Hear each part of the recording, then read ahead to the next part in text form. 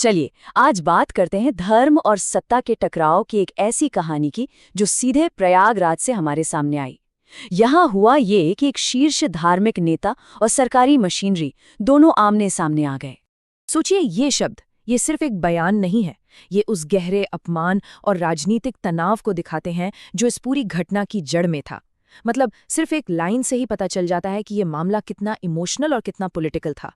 तो सवाल यही उठता है कि आखिर हुआ क्या? एक इतने सम्मानित संत सड़क पर विरोध करने के लिए क्यों मजबूर हो गए? आइए इस पूरी पड़ताल में इसी सवाल का जवाब ढूंढते हैं। तो चलिए सबसे पहले उस दिन की घटनाओं को परत दर परत समझते हैं। तारीख थी 18 जनवरी 2026 और जगह प्रयागराज का मशहूर माघ मेला। अब जरा इस टाइमलाइन पर नजर डालते हैं। देखिए कैसे सिर्फ 2 घंटे के अंदर एक धार्मिक शोभा यात्रा एक बहुत बड़े पब्लिक प्रोटेस्ट में बदल गई। पुलिस ने रोका, बात बहस से शुरू हुई, फिर हाथापाई तक पहुंच गई और आखिर में शंकराचार्य खुद अपनी पालकी से उतरे और सड़क पर ही धरने पर बैठ गए। मतलब सिचुएशन कितनी तेजी से बिगड़ी। और यहीं पर कहानी के 2 बिल्कुल अलग-अलग पहलू हमारे सामने आते हैं। एक तरफ प्रशासन का कहना था कि भाई हम तो बस भीड़ को कंट्रोल करने के लिए बनाए गए नियमों का पालन करवा रहे थे। दूसरी तरफ शंकराचार्य के खेमे का आरोप था कि ये कोई नियम नहीं बल्कि एक सोची समझी साजिश के तहत किया गया अपमान और हमला था। लेकिन बात सिर्फ कहासुनी तक नहीं रुकी।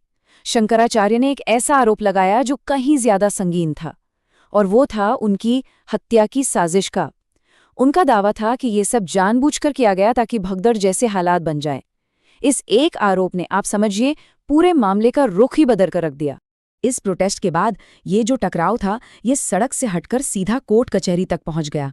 सरकार ने एक ऐसा कानूनी दांव खेला जिसने हर किसी को हैरान कर दिया। मतलब मामले को शांत करने की बजाय प्रशासन ने पलटवार किया और शंकराचार्य की वैधता पर ही सवाल उठा दिया। अब ये लड़ाई सिर्फ एक घटना की नहीं रही बल्कि उनके पद और उनके अस्तित्व की बन गई। अब आगे बढ़ने से पहले ये समझना जरूरी है कि शंकराचार्य उपाधि का असल में मतलब क्या है। ये हिंदू धर्म के सबसे बड़े आध्यात्मिक गुरुओं में से एक का पद होता है और अब इसी पद की वैधता को चैलेंज किया जा रहा था। देखिए, उन्हें जो कानूनी नोटिस भेजा गया उसमें साफ साफ लिखा था। प्रशासन ने 2022 के सुप्रीम कोर्ट के एक ऑर्डर का जिक्र किया और कहा कि वो शंकराचार्य के उपाधि का इस्तेमाल कर ही नहीं सकते। लेकिन यहीं पर एक बहुत बड़ा सवाल खड़ा होता है। शंकराचार्य तो पिछले 1 महीने से उन्हीं बैनरों के साथ मेले में मौजूद थे, तब तो किसी ने कुछ नहीं कहा। तो फिर ये नोटिस ठीक उनके प्रोटेस्ट के बाद ही क्यों आया? ये टाइमिंग, ये बहुत कुछ कहती है। ऐसा लगता है ना कि ये एक तरह की जवाबी कार्रवाई। प्रशासन की इस कार्रवाई के पीछे की असली वजह शायद शंकराचार्य और सरकार के बीच के पुराने तनाव में छिपी हुई है। ऐसा नहीं है कि यह पहली बार हुआ है, वो पहले भी सरकार की नीतियों के मुखर आलोचक रहे हैं। इसका सबसे बड़ा उदाहरण है 2024 का राम मंदिर उद्घाटन। उन्होंने उस बड़े समारोह का बहिष्कार किया था और सरकार के इस बड़े धार्मिक राजनीतिक प्रोजेक्ट पर सवाल उठाते हुए कहा था कि एक अधूरे मंदिर की प्राण प्रतिष्ठा शास्त्रों के खिलाफ है। और सिर्फ इतना ही नहीं, उन्होंने जोशीमठ संकट के लिए सीधे सीधे सरकारी नीतियों को जिम्मेदार ठहराया था और मामला सुप्रीम कोर्ट तक भी ले गए थे। इसके बाद कुछ लोगों ने उन्हें विकास विरोधी कहना भी शुरू कर दिया था। और फिर केदारनाथ मंदिर में कथित गोल्ड स्कैम का मामला हो या दिल्ली में उसकी एक रेप्लिका बनाने की योजना, उन्होंने हर बार खुलकर विरोध किया। तो ये सारी घटनाएं दिखाती हैं कि उनके तरफ से लगातार आलोचना का एक पैटर्न रहा है।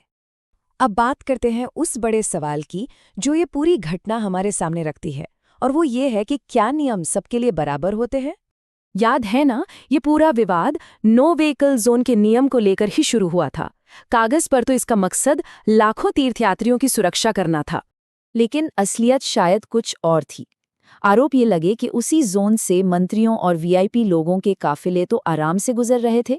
तो ऐसे में सवाल ही उठता है कि फिर कुछ लोगों द्वारा उठाई गई एक पारंपरिक पालकी से सुरक्षा को आखिर क्या खतरा था?